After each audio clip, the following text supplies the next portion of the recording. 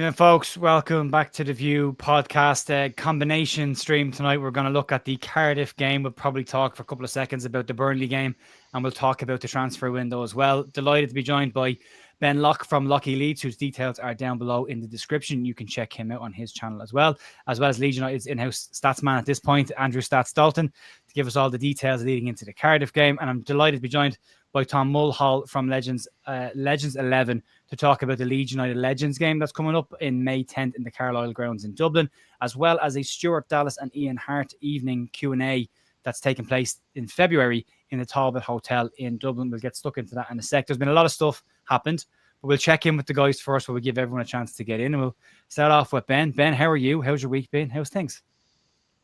Yeah, good, mate. Yeah, it's been, been busy this week with because of coaching stuff. So I'm just, been public transport in the UK. I could talk about it for hours, but I'm not going to because that's for a different podcast. But yeah, I'm good, mate. I'm good. Good. Stats, how are you, mate? How's things? Yeah, all good. I think after the ball fest on Monday night, shall we say, we're ready to go back at home again. It's probably a good point. I think we'll talk about that shortly, but looking forward to hopefully doing a double over Cardiff City at the weekend and another 3 points closer to where we want to be at the end of the season.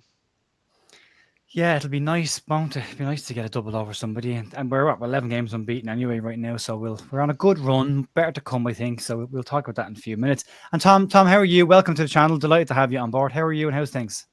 We're great. Thanks a million, Jer, for inviting us on. Everything's good over here. We're all hoping for 3 points on Saturday again against our bogey side Cardiff. As stats will say, 1 win and 12 against them at Ellen Road. So we hope to get another 3 on Saturday and keep on top of the league. But again, thanks for putting us on about the Legends. And as you know, coming over on the 10th or 9th of May in the Carlisle grounds in Bray. We're looking forward to a great crowd at that. But we have a few things leading up to it. We do. We'll flash it up on the screen. Anyway, Tom, we'll get stuck into this and we'll start.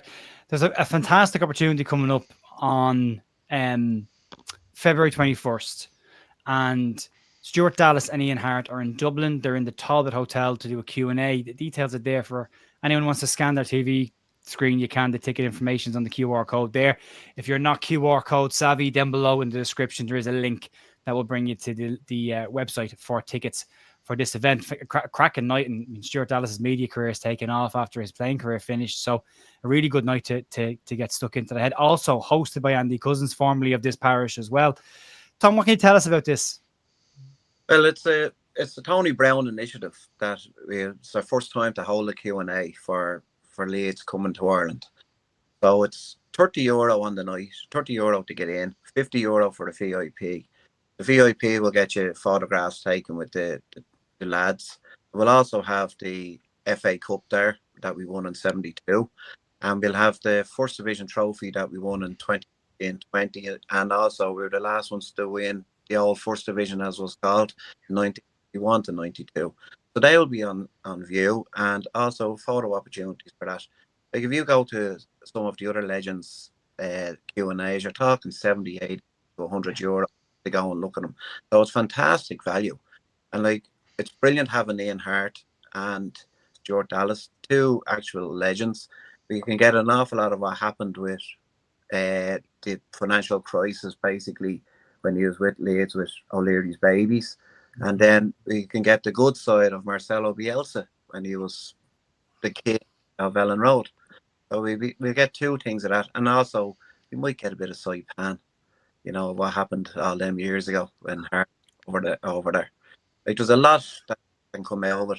And again, leading up then to the match, we'll have Paul Reaney and Mel Sterling managing the Legends team. You can't get too than that, really, can we, at this day and age? No, two players with deep history. I was actually talking to Paul Reaney again. Was over at Leeds last Wednesday. I met him in the hospitality, and I was chatting to him. I've now met Paul Reaney 3 separate times and had 3 long conversations with him. Each time I've met him, he's been an absolute gentleman. He just loves talking about Leeds. Like, if you give him a half a second to talk about the club, he'll start talking in detail. So he's great. And Mel Sterling as well. Loads of players been announced as well. But for those who don't know, the game is taking place in the Carlisle grounds, which I stupidly very early on said near Dublin. It's kind of near Dublin. It's in Bray, County Wicklow, Ireland, which is just bar. it's pretty easy to get to by the dart system. And that's the Carlisle grounds there. So famously depicted as Croke Park in the Michael Collins movie as well. So this stadium has a little bit of history to it. But Tony, what can you tell us about the game on May 10th? Well, on May the 10th, it's an aid of Tony McGraw. Tony had a stroke in May of last year, and the stroke that the man had would have killed anybody. Medics are very surprised that he actually came out of it. So the money raised is to redo his house, and he has a couple of young kids as well. So it's tough. Tony played for Drogheda United in the '76 FAI Cup final against Bowles. So the Ian Harte connection from Drogheda. And then we have, he also coached Bray Wanderers when they won the FAI Cup in 1990 with Pat Devlin. And he managed teams in Dunleary Borough. So anyone who's playing on the day will have somehow been coached by Tony somewhere along the line. I played for Tony with Browner back in, I think Leeds hadn't even won the league in 91, 92 at that stage. So I played for him. And there's a possibility I could make a 5 to 10 minute appearance again, to honour the man. So I played in the Liverpool match, which was the first ones that we done. And the buzz of anybody playing in them is unbelievable. You just can't put it down in words. It's amazing. So we're hoping that we can give the man a good day. We've also got a meet and greet that day in the Stadium Noggin Inn. I think €20 a ticket. So you get to meet the players. Again, we'll have a few of the cups up on display, and you get a bit of lunch. It's fantastic. And George down the Stadium Noggin Inn puts on a brilliant show. And the whole day should be fantastic. But the Q&A is, oh my God, for €30, €50 you want VIP. It's amazing value. Leeds are known for travelling. So we're appealing to anyone in Dublin to go to it.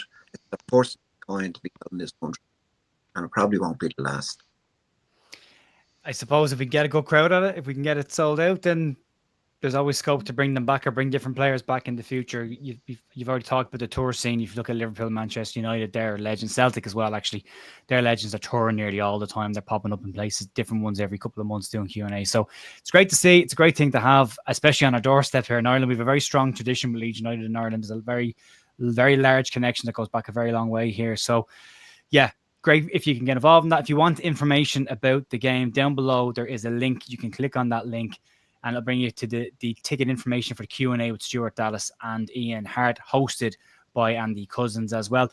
Tony, there's a couple of names confirmed for the game. I know Ian's involved, Michael Bridges is involved. Who else can you tell us is involved in the game? Matt Kilgannon is confirmed. Andy Cousins is confirmed.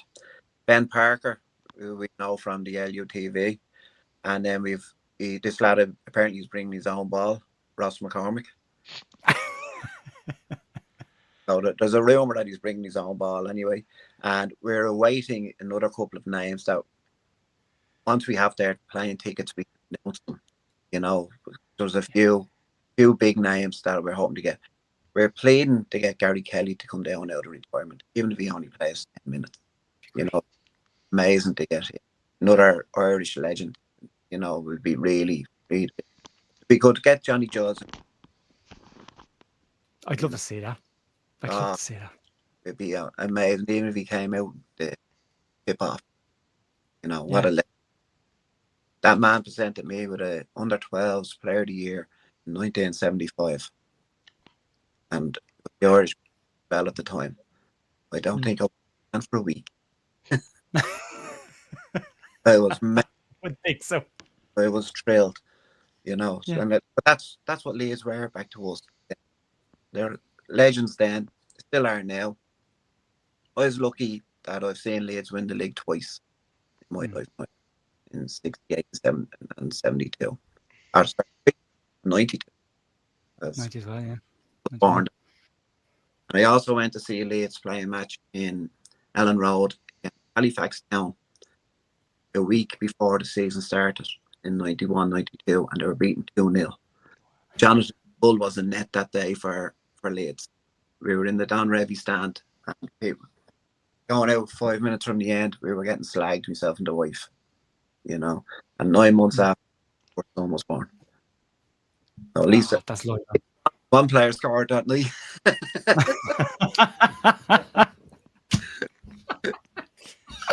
Thanks for that one. Yeah. Yeah, that's brilliant. Yeah, but I think we all have stories. All the Irish lads, we all have tons of stories about Leeds. Like, I ran on the pitch in Talcott Park to try and get Gary Speed's autograph. I did it a couple of times. Only one year I got on the pitch, but there was lots of them as well. They've been at Shamrock Rovers, at Tallaght Stadium as well. They've been at Talcott Park umpteen times, either playing shells or League of Ireland representatives. All of those games, by the way, are also in Andrew Stat Dalton's book as well. All of the teams that were out there. Gary Kelly's debut in Talcott Park against Shelburne, our League of Ireland Select, where he had no number on the back of his shirt. He was drafted in late as an up-and-coming youth and started right back his first game for Leeds. So lots of firsts here as well. Tom, massive thanks for popping in to have a chat with us. We'll keep it updated on this site as well. So anytime we get any more information from the guys, I'll make sure it's included in the news or in the podcasts, and it'll be on the social media. So you can check out Twitter, X, and Blue Sky as well, and you'll get all the information there as well. But check that link out down below. If you're on Facebook, go to the Borough Legends, and you'll find the guys there, and there's more information around what's going to happen over there as well. Tom, massive thank you for dropping in and giving us the info. Thank you, Jerry. Really appreciate it. And the best of luck, lads. Thanks a million for having me on. Really appreciate it. Cheers, Tom. Have a great day. See you, bye. Bye. Excellent. Frank, good one to come up there. Stats coming soon. Absolutely, and just a little segue, a little intriguing stat with Ian Harte and Andy Cousins. They both scored against Coventry City at Highfield Road. So the little segue for you. Andy Cousins got the first goal under the George Graham era back in September 1996, and Ian Harte scored in a 4-3 victory at Highfield Road. But there's so many Irish connections, as you well know, with the football club, and it goes back to year dot basically. And I think we've actually played at Bray. I'm sure we have in 2008-9. I think we won 2-0. I think Jermaine Beckford got possible. 2 goals. So I think we've had a friendly down at Bray back in the late 2000s. I'll send them a message to see if she's come. But I know Emma's not well at the moment, so I don't think she's doing much media stuff at the minute. So yeah, we'll ask the question. Thank you very much, Phil, for smashing the like button as well. Yeah, we are going to talk about the transfer window because we kind of have to. The stuff has happened. Teddy, thank you very much. Heading towards 60k. Love a transfer window. Subscriber count goes nuts. But yeah, we're heading towards 60,000 subs. So yeah, if you haven't subscribed, click the subscribe button. Daily Leeds news and podcasts. So Ben, it's been a bit of a day with transfer gossip. Yeah. We woke up this morning to being told we were signing Matt Targett imminently after 2 days of Leeds are interested. No, they're not. Yes, they are. He's signing imminently. No, he's not. That's the Matt Targett saga over the last 24 hours. And then Cameron Archer pops up today as well. Without going into too much detail just yet, but just your thoughts on what you've heard about the transfers so far today. Have they surprised you? Where's your head at with them so far? Yeah, it's all a bit mental, mate. I didn't check my phone until about 1:30 today. So as I'm scrolling, yeah, I've got some tips from Farker. I was trying to do work, Joe. I didn't want to get distracted. You know what I mean? Yeah. But anyway, I checked, but it's never in order when you check it when you've not been on for so long. So I saw we were getting Archer. I saw first that we're not getting him. They declined it, and then I saw we're getting him. And then I said the same with Matt Targett. I was thinking, what is going on? I didn't understand it. It was all a bit too much. But yeah, it's Leeds United, mate. It's going to be this till the end of the window now, isn't it? It's going to be all a bit crazy, isn't it? That's to be expected with Leeds. Well, especially when we like to do our business in the last hours of the transfer window, it would appear. And I mean, there's been some criticism stats of the transfer strategy. I did label it in the summer. It's a risky strategy if you're hoping to get all your targets in the last couple of days. There's been some criticism of the 49ers around this. I'm not sure why, because if you look at how they operated this strategy in the summer, they brought out Tanaka and Manor Solomon in the last couple of days, and they've been phenomenal signings for us. So it's not always about being first and getting anybody. It's about getting the right people at the right time. And we'll get into the more minute detail around Archer's history and Targett's history. But your thoughts then on what you've heard today and where you're at with it? I've always maintained that the January transfer window is always very difficult because players are wanting to be kept by clubs right through to the bitter end of January. I think it's February the 3rd, at 11 o'clock this time round. Yeah. And it's always very difficult to get players to come in because other teams have then got to get replacements, and it can always tend to see a panic buy. We always go back to the example of JKA that came in January 2020, and that proved to be an unmitigated disaster. So I think you've got to be very careful of how you do your business, how you conduct your business in January. We know from experience that the 49ers do business very quietly. You look at Joe Rothwell, no one had a clue he was coming in the summer, and he's been an excellent acquisition. So, yeah, and I think Daniel's not going to come out in the press conference to say we're after player A, player B, player C. Because it's not the way you do your business. You do your business behind closed doors. And I think sometimes people have got to remember we are top of the league. We are top league with 17 games to go. And what you don't want to do is bring in a player that doesn't fit the mould, that upsets the apple cart, and then it can kind of go wrong. So, and I think Daniel sort of said that in his press conference, he's got to tick certain boxes. I still think we will bring somebody in by the 11 o'clock deadline on Monday. I don't think you'll see too much business between now and Sunday night. Of course, they've got the Cardiff game on Saturday, and I don't think much tends to happen on the Sunday. So, yeah, I still, in my opinion, I could be wrong, but if it is to be Archer, be Archer. If not, I think we will get a striker in. There is another name that I have heard from Manchester City, O'Reilly, another striker. Again, I don't know how true that is, but I do believe that we will get somebody in between now and February the 3rd on Monday night, and just to help us towards that finishing line. But again, we are top of the league with the squad that we've had, and we're 2 points clear of Sheffield United. We're unbeaten in 11 games, and sometimes you go on kind of social media and you read it all, and it's all doom and gloom. People are forgetting where we are at the moment, and we're 17 games away from returning back to the Premier League. The other side to it is this: every time Leeds have done their business early in a transfer market, the spectacle of transfer deadline day comes around that Sky have turned into an event all of its own. And you get the reaction online as if we've done no business at all during the transfer window because we don't sign somebody at the last second on deadline day. This strategy gives those people exactly what they're looking for. And that's all of the drama, all of the movement in the last 24, 48 hours of the window. So you can't have it both ways. Like, either do your business early and you're not getting that drama at the end, which I personally would love, or you get the drama and you don't get the early window, and you also probably don't get the targets that you want. Like, you know about this kind of stuff as well, and you know about the Tanaka stuff that came in this summer as well. Sometimes it's better just to be safe, and they have said it's not just these two. There are other names that have been mentioned as well. I think the key, Stats is right, the key bit of it at the end is you get what the manager wants. I think that's the deal and end all of it. That's, as a club, you are there to get what the manager's been asking for since Rutter left. We know he's been asking for a 10, and we did manage to get one, did we, in the summer? So rectify that in this window. I think that's the key part. He even mentioned in his presser today, did Daniel, that he still mentioned he wants another specialist in that role. He wants it. He really does. So they know what they've got to do. They know what the manager wants. If they pull out a decent, Stats mentioned O'Reilly there, which honestly, if that got me really excited. I've had the joys of watching him for work. Not him specifically, but part of the team that he's been Man City under 21s. He is a joke of a football player, so you've got me a little excited there, Stats. But yeah, this is it, right? I think you look at Burnley, for example. I think for them, the players they brought in and Sheffield United, I think they're good players for them. But clearly, what we're trying to bring in is very specific players for positions that we need to depth in, and we need to strengthen more competition, like a specialist 10. As Fark mentioned today, with the injuries of Boba and Strauch, it's a risk to rely on them. So maybe that's another market we're looking at. And again, with the striker with Bamford just been injured all the time, it's a risk, right? Yeah. But the end goal is, for me, just if the manager wants the players and you've identified the players that are good enough in the manager's eyes, and the manager said yes, please get a deal done, because that's what he wants, and he's the manager of the football club. And I don't know. I'm sure you guys agree. I don't think he's been reasonable. I don't think Fark is saying we need to spend loads of money on these players. No. He's just saying, I want these quality players, even if it's a loan, with O'Reilly, for example, or even Archer. These are players for me that just give you extra. And that's what we need, I think, just a little bit.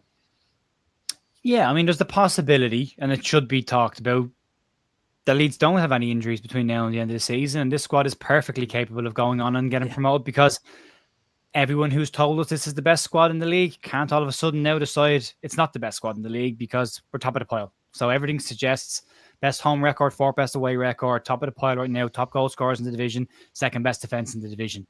And Daniel Farke has been asked to bring in better players than he currently has. And as has already been said in the chat as well, those players aren't coming to Leeds unless Leeds are in the Premier League. And there's a ton of players been mentioned with Leeds that I believe are potentially being lined up for the summer, or inquiries for the summer.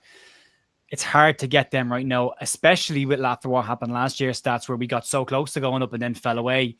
Sometimes people would look at it and go, well, there's no guarantee they're going to get over the line at the end of this season either. I'll hedge my bets and hold off till the summer. Yeah, and as I say, I think you've got to be careful with the certainly January, the transfer window, because it comes to Monday night, and I'll always allude to the Peter and Winky story. He turned up at Loftus Road in 2015, whatever it was, 2015, and he thought he was signing for Queen's Park Rangers, and obviously he never got there. And the recruitment team know what they're doing. They'll look to all issues and all positions, and obviously Daniel has kind of alluded to that in his press conference today. As I say, I still maintain I think we'll get someone in come Monday evening. Who that'll be, I honestly don't know, but just to get us over the line, and it's risk versus reward, isn't it? The risk that you take to try and get someone into, the reward that you get to the monies of being in the Premier League. So yeah, I don't think much will happen, as I say, between now and Sunday evening. And I also think I don't like the transfer window. I've never liked the January transfer window. I think Sky have built it up to be this massive thing, and I know when certain broadcasters were doing it on Sky and what have you, it kind of built it up as this wonderful transfer window. And I'll never forget 11 years ago tomorrow when it was Mad Friday that Massimo Cellino was barricading at Ellen Road, and Ross McCormick went on Sky News, this, that, and the other. So I think you've just got to get the right player, and he's got to fit the mould that Daniel's after as well. Yeah, there's a lot of factors in Farke. Locke spoke about them today in the press conference. It's not as straightforward as just getting a body in. One, they've got to be better than what we've currently got, so they add value to this squad and put pressure on the players. Two, they can't be a problem in the dressing room.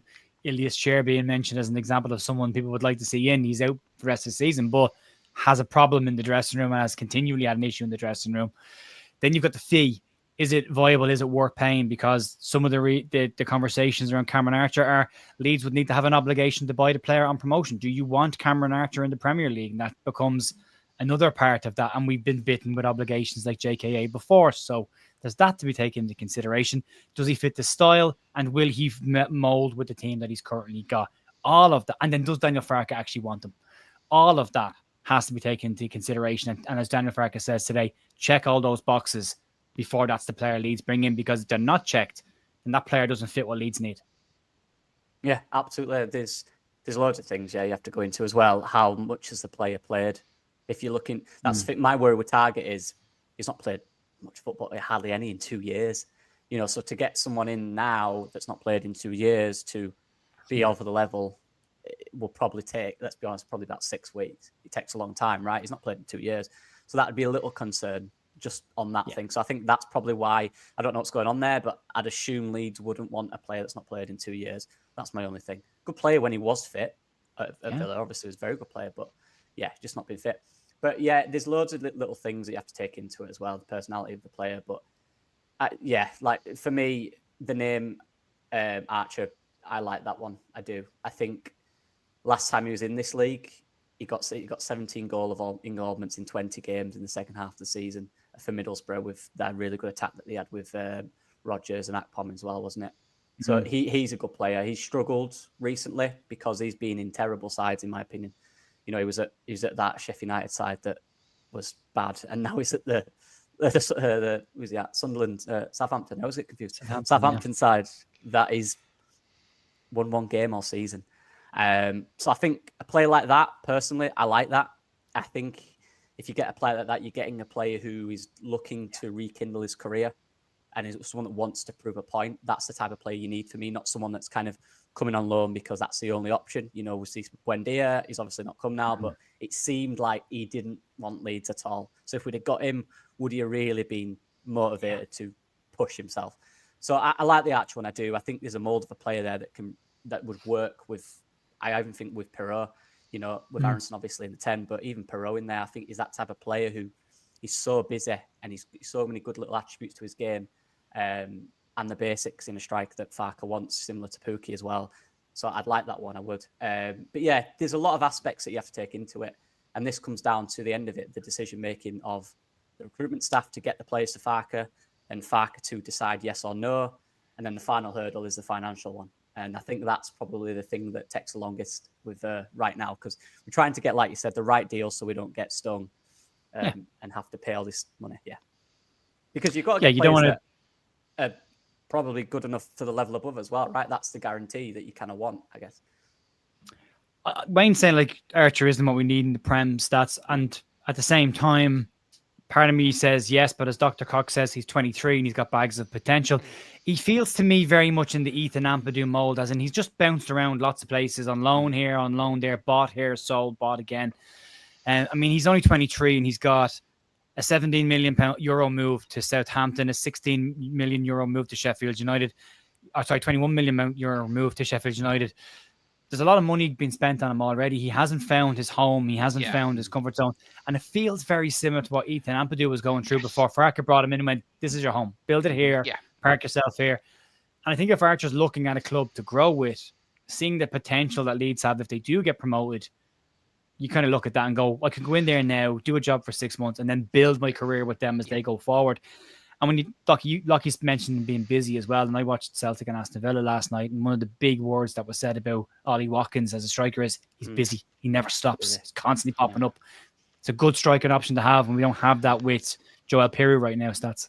Yeah, and sometimes a footballer just needs a home and just probably needs an arm around him, and that's probably what Cameron Archer needs. Like, as you rightly said, had Aston Villa, Southampton, Sheffield United, and it's just not Preston, Middlesbrough. Yeah, it's just not worked for him for one reason or another, and I think it'll be a brilliant signing. And it's again that risk versus reward. If you can get that risk to bring him in by the deadline on Monday evening, then all of a sudden you do win promotion. It's very much worth it. So I think it's going to be an excellent acquisition. Whether it happens or not, again, we don't know, but. Yeah, as John rightly says there, an opportunity to make yourself a hero and score the goals that will take Leeds over the finishing line and back into the Premier League. And it might only be a couple of goals, Lockie, because if you look at what what's his face? He's at Ipswich last season on loan. He's gone to Kiefer Moore. Thank you, Kiefer Moore. He got 6 or 7 goals last season when he came into Southampton, enough to get them up. Yeah, I was just going to say, like, I understand why people might think he's not that good enough, but for me, I've always liked him. I think I did a video, one of my first transfer videos. I think he was in it a long time ago when I probably didn't much look different, to be honest. Probably looked exactly the same, but I've always looked like a child. But he was in it. I like the player. I watched him at the youth leagues for the 21s when we first caught my eye. I think he was playing with, I can't remember if it might have been Creswell. Yeah, it was Creswell. And he, like you said, Jay, he's a really busy player. For me, he's a mold of a player that can be molded into a system that can work. He's not someone that necessarily is this or that. He can be molded into whatever needs. I think the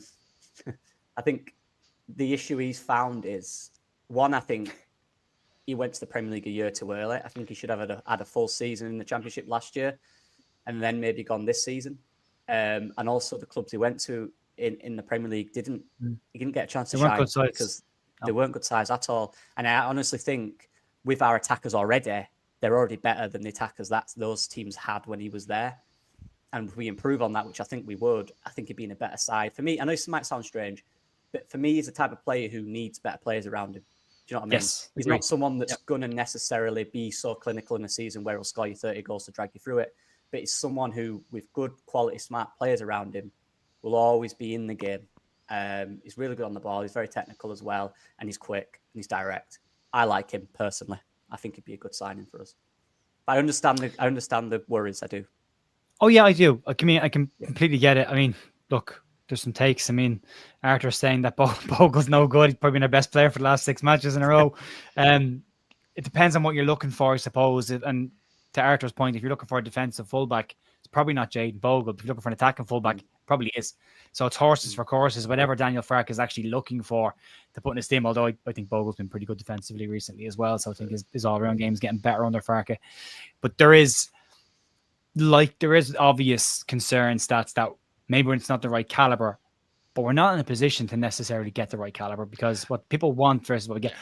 A lot of people today mentioned, like, well, Sheffield United got Ben Burton Diaz earlier. I was like, well, if Leeds had been interested in Ben Burton Diaz, they might have got him earlier, but they weren't. They were interested in Archer, and he wasn't available till now.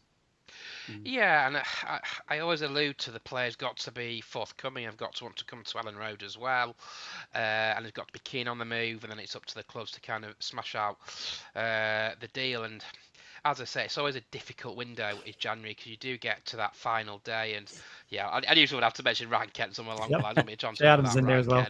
I wonder if Alan Smith's still in the car park at Ellen Road in the East End car park, going back all those years. But yeah, and it's weird, isn't it? And it's not just Leeds fans, football fans as a whole. They're thirsty for football transfer news. You suddenly get linked with a player, he's not good enough, and it's like you can't win, can you? Sometimes. No. So yeah, I think it remains to be seen. But I'm hoping come Monday morning we wake up and it's quite a busy night leading up to 11 o'clock on Monday evening. Lovely segue. We will have our final hour live stream on deadline day as well. BBC are gone and done in one as well. That made no sense, but BBC are also doing one at 10 o'clock, which they didn't do before. So thanks for that, lads. But yeah, we will be live for an hour, well, at least an hour, starting at 10 o'clock. Alex, I've asked Alex and I've asked Michael from Not Another Leeds podcast, because they're usually the guys that come in on the deadline day. We're still waiting on Alex to get back to me, but Michael has said yes. So we'll have a panel. We'll have a few people in to have a chat about it. So it's already up on the page. You can hit notification on that if you want to get reminded when we do go live on Monday evening. Locke, it's going to be a busy couple of days. The question has been asked by Dublin Leeds. Are you confident we get players in? Yeah. I think we'll get two. I'm not sure what. I'm honestly not sure what. I've just got a feeling we'll get two. I think we'll get one in the next few days and one on the last. Yeah. Okay. Stats, what about you? I think we'll definitely get one, and I think we'll get a striker. After that, I'm not sure, but I'm confident we'll get a striker in, because I think Daniel's seen the situation with, and it's nothing against Joe Pirot and Mathieu Jez. I think just add something a bit different to get us over the finishing line, come what may.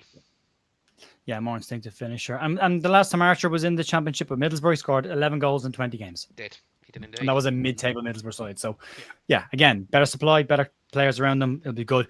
Just to give you the final update on Archer before we move on to the preview for the Cardiff game, Leeds Live and BBC are suggesting that Leeds have held talks with Southampton for striker Cameron Archer. Sunderland are also being linked tonight with a move for him as well. And Southampton are also said to be, Sheffield United apparently have been mentioned as well, but they've already brought in Tom Cannon and Ben Burton Diaz. You feel if they make a move, it's to stop us doing it. So, there's a bit of road to run on this one yet. I think the guaranteed minutes might be an issue. If Sunderland can go in and go, we'll guarantee a start, and they're in the mix. You know, Leeds' backup options might need to kick in here as well. So we know there are other names as well. So, Martin, you're not getting a goalkeeper from me. Wait till the summer. It's just not going to happen. I get you. I 100% get you. But it won't happen until the summer. He's not looking at it right now. It's going to be an interesting close to the window. Moving on, let's talk about the game coming up against Cardiff City. Leeds, Locke, after coming off the back of a game that I think me and you enjoyed from a tactical perspective, and watching two defenses go to work. Yeah. But anybody who wanted entertainment football was bored out of their tree. So a big game for Leeds coming this weekend on the back of that. I look at the game against Burnley, Locke, like playing bowling. That's the first shot of a spare. I now need to get the second one, and that's the important one to get for that score. So that's the game on Saturday against Cardiff. What are you thinking? Yeah, our record Cardiff is not good, is it? That's my only lingering concern, especially at home. So, look, I just think there's quality between the two teams, mate, to be honest with you. You're right, the Burnley one is kind of a tee up. You know, it's an excellent point in my opinion. That's a team that have conceded 9 goals all season.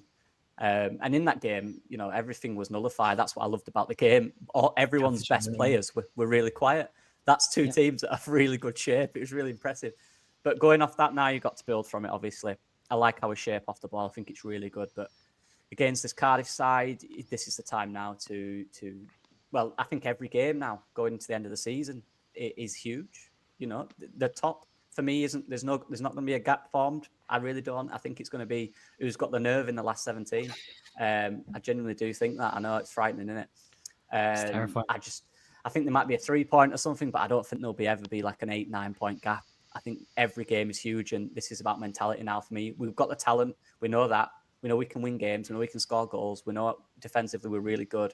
Now it's about the mentality for me in this last tough third of the season.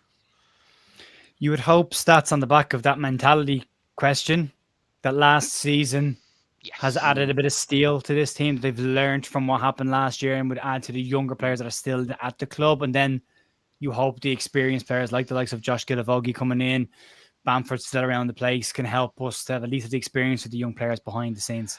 Yeah, very much, and I think lessons have been learned from last season. Obviously, this time last year we're on a little bit of a run. It was just the March international break that killed us, and I have kind of got an eye on it. We alluded to that on previous shows.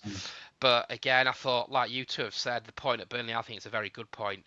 You go to a team that's fourth in the league. Yeah, okay, we didn't win the game. But my mantra is, if you don't win the game, you don't lose the game. And that's a perfect point. They've gone away from home, drawn 0-0. You can see why Burnley don't concede many goals. They didn't really throw anything at us.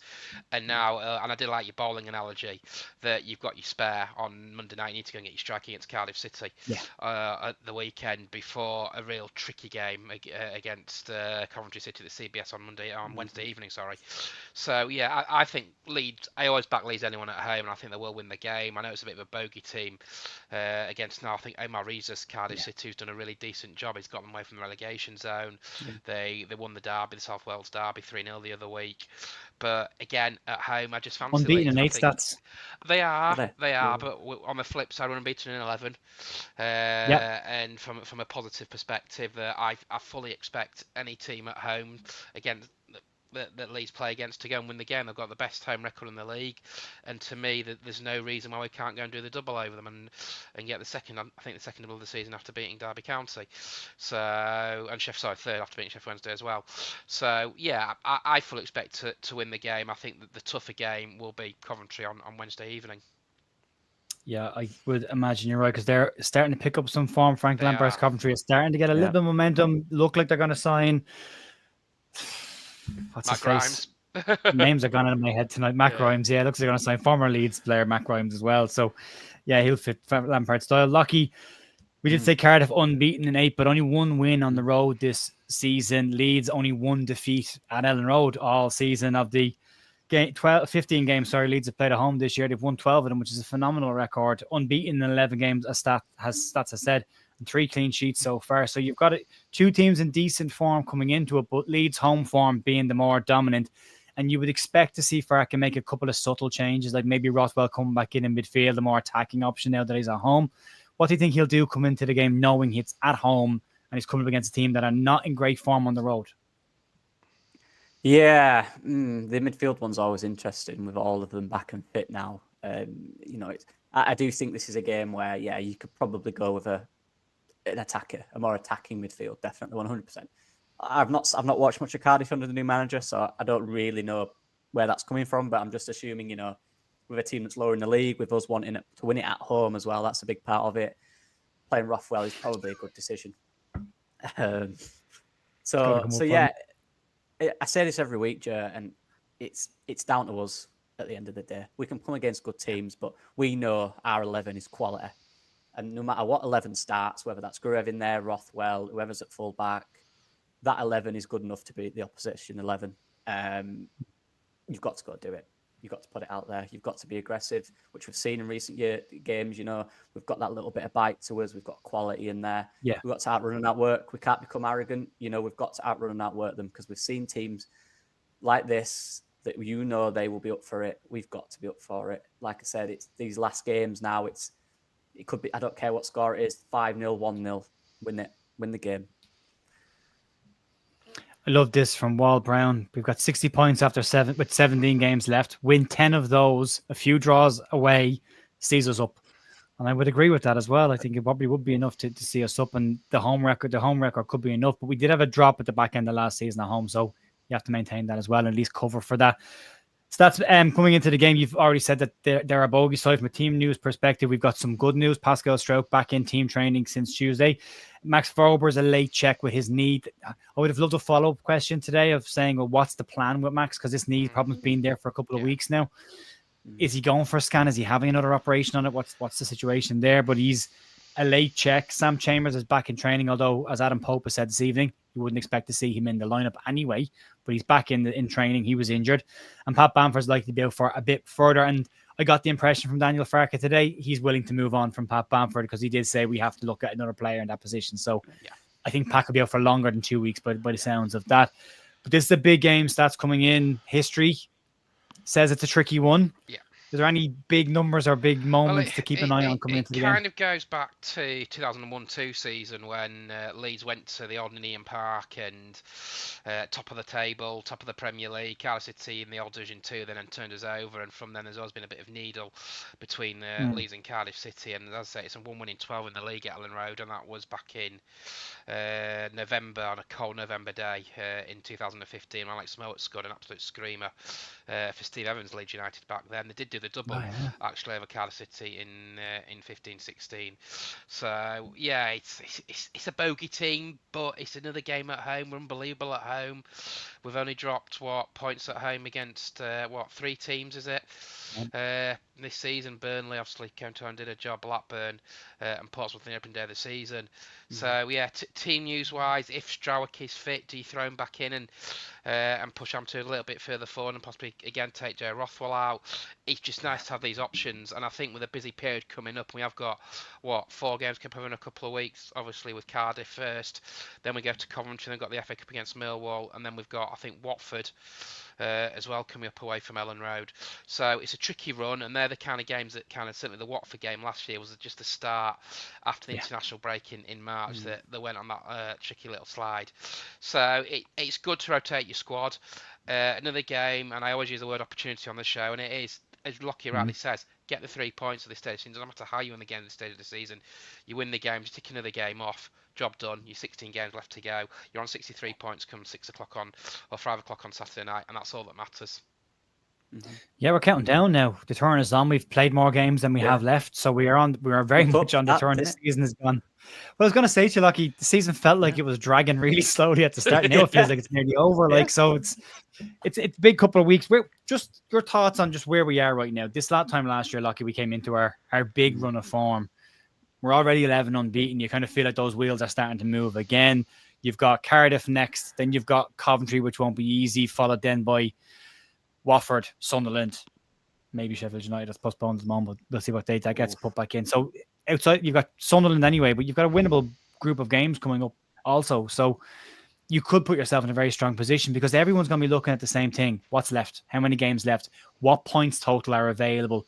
And going back to the Burnley game briefly, and a point against them means that's 3 points that are no longer available for anybody else, and we have to wait till the next one. So it just drops the total amount of points down. So you're not just looking at getting wins and draws. You're looking at, how many points are available to us and what do we need to do in these games? So teams will start to behave differently.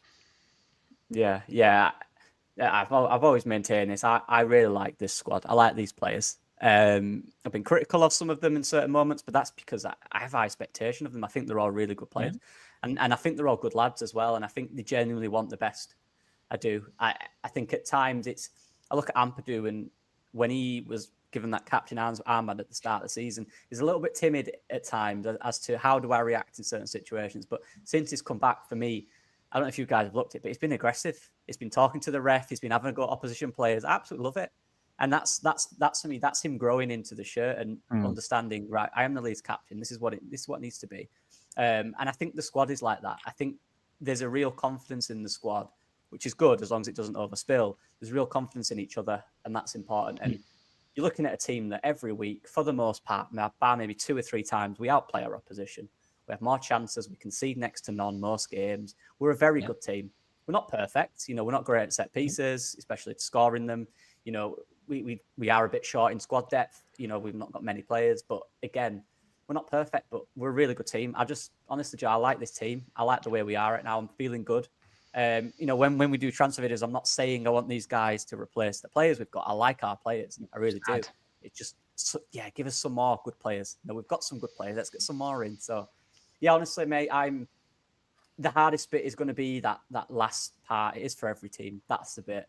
If you can just dial in and get through them last few games, you know what the prize is. They've tasted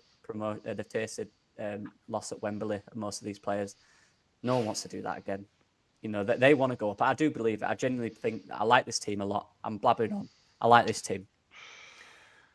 And you won't hear excuses about international break, but it is still a factor and it will be said. But we have said all year, there's no excuses this season. If Leeds falter because of the international break and they don't strengthen in this window, that will be why they faltered in the international break. So it still is the thing that has to happen, and it is still a thing that has affected us in previous seasons.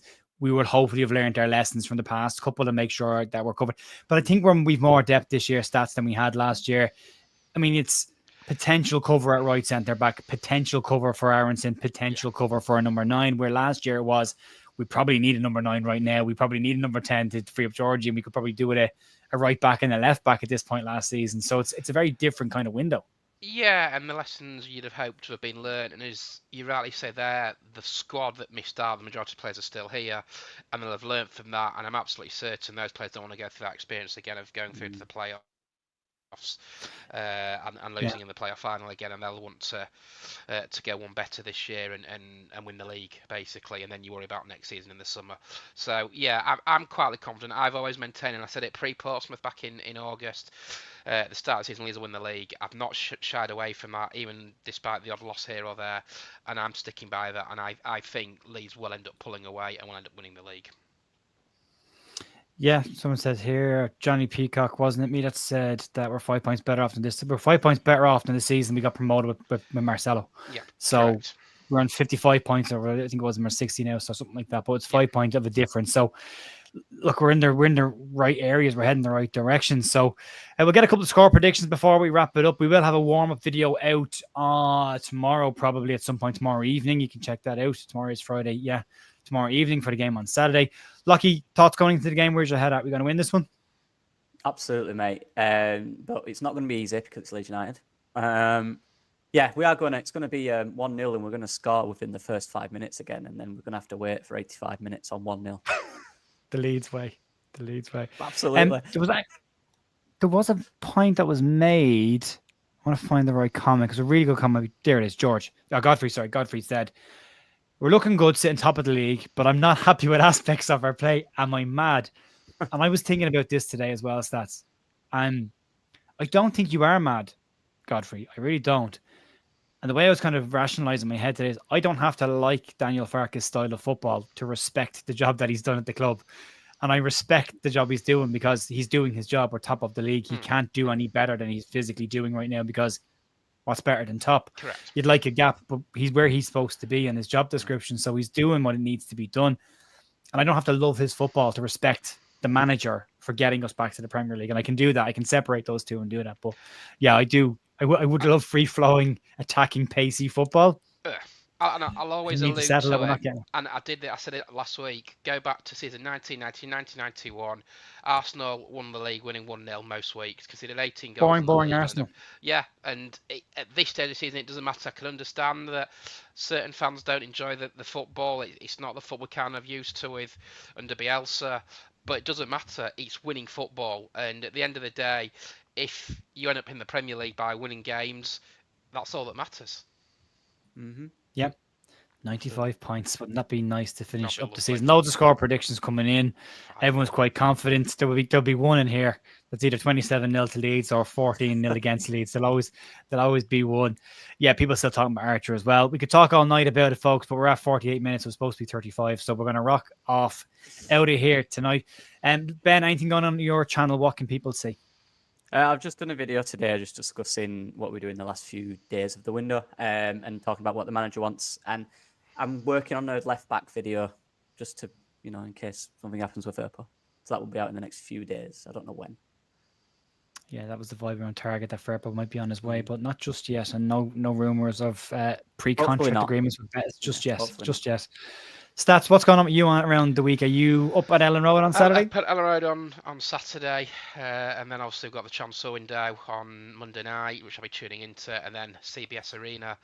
Not for me personally, but we're taking also a keen interest in that before another early kick-off in the FA Cup, which we'll talk about next weekend against Millwall. So busy time, and will be hosting another quiz night as well come March time once I've got all the go-ahead with that. But I'll come back to you on all those details. Ellen Road nearer the time. Brilliant. I'm sure we'll squeeze a preview in of Coventry somewhere around the week. some version of it at some point with everything going on Monday night. So, folks, enjoy the rest of your evening. Have a lovely day. Today's news is available. If you want it, there's 10% off the close as well. If you want to use the discount code, all that stuff. You know the story. I'll see you tomorrow morning for more Leeds news. Thank you very much for joining us. Enjoy the rest of your evening. See you. Bye.